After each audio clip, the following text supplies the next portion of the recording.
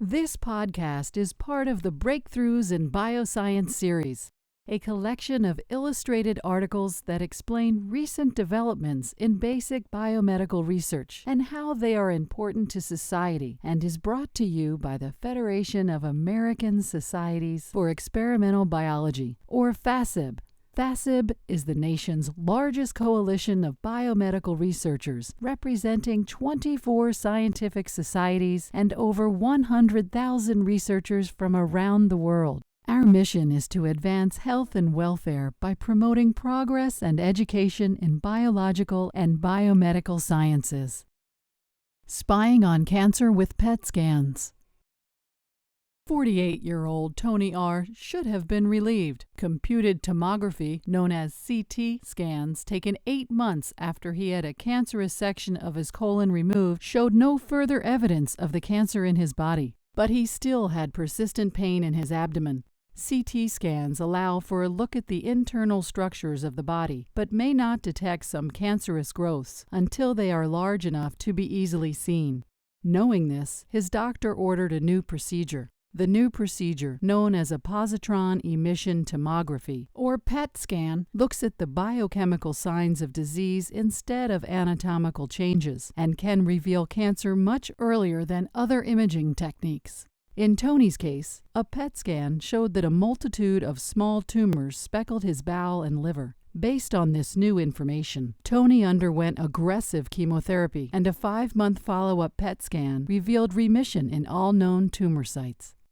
PET and other medical imaging techniques are non-invasive procedures that allow doctors to look inside the body without surgery. Standard techniques, such as CT and magnetic resonance imaging, or MRI scans, depend on X-rays and the magnetic properties of the body's hydrogen atoms, respectively, and can only reveal the location and size of the tumors. It is often difficult, however, to discriminate cancer from the normal tissue of the surrounding areas. In contrast, PET imaging uses specialized radioactive probes that can monitor the metabolic processes that distinguish cancer cells from normal cells to reveal even minuscule tumors. You might suspect that PET got its start from decades of biomedical research targeted towards cancer imaging, but rather it has its roots in many far-flung disciplines. PET imaging had its beginnings in the early 20th century when the German chemist and physician Otto Warburg was curious about how cells get the energy they need for growth. He explored this in sea urchin eggs and discovered that after the eggs were fertilized and started to grow rapidly, their metabolism of glucose, a type of sugar, increased dramatically.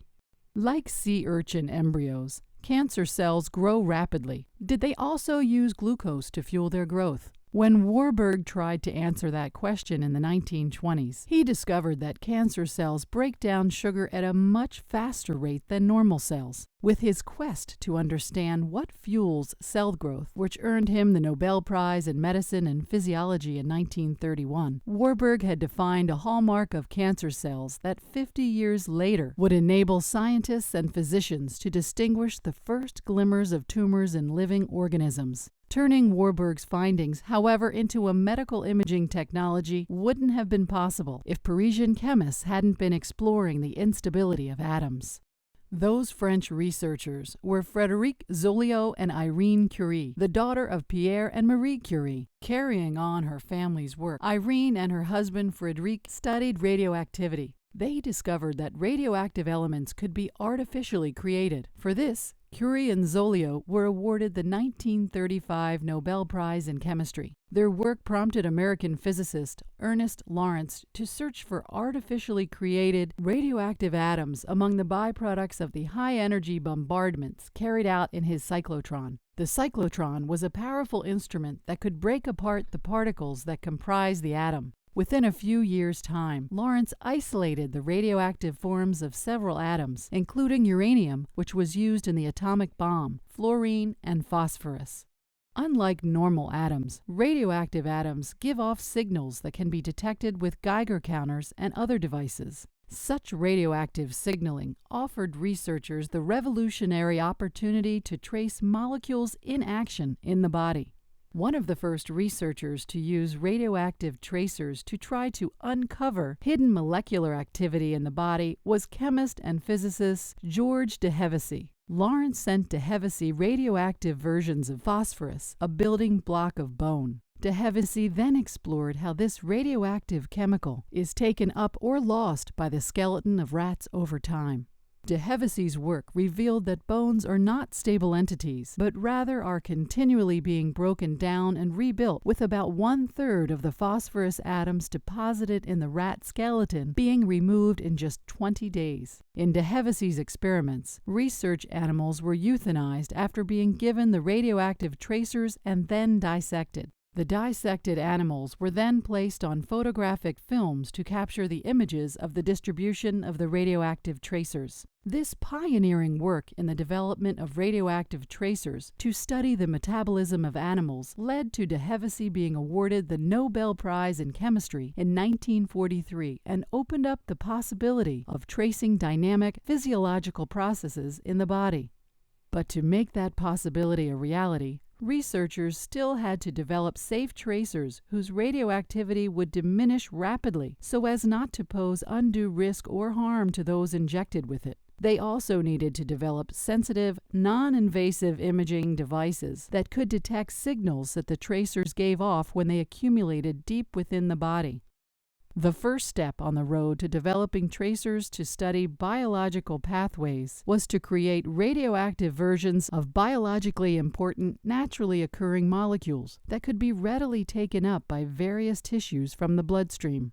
De Hevesy's research prompted many scientists to design such tracers by substituting radioactive atoms into biochemical compounds normally used by the body or into molecules that bind to specific tissues or proteins. One PET tracer eventually achieved the most prominence.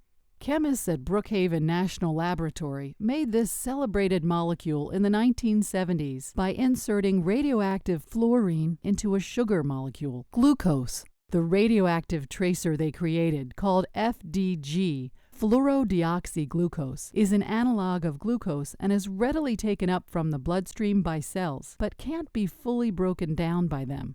So FDG remains trapped inside the cells that suck it up. Its accumulation there provides an indication of glucose metabolism and causes the emission of signals that can easily be detected. Within hours, this radioactivity rapidly diminishes so it does not pose undue harm to those injected with it.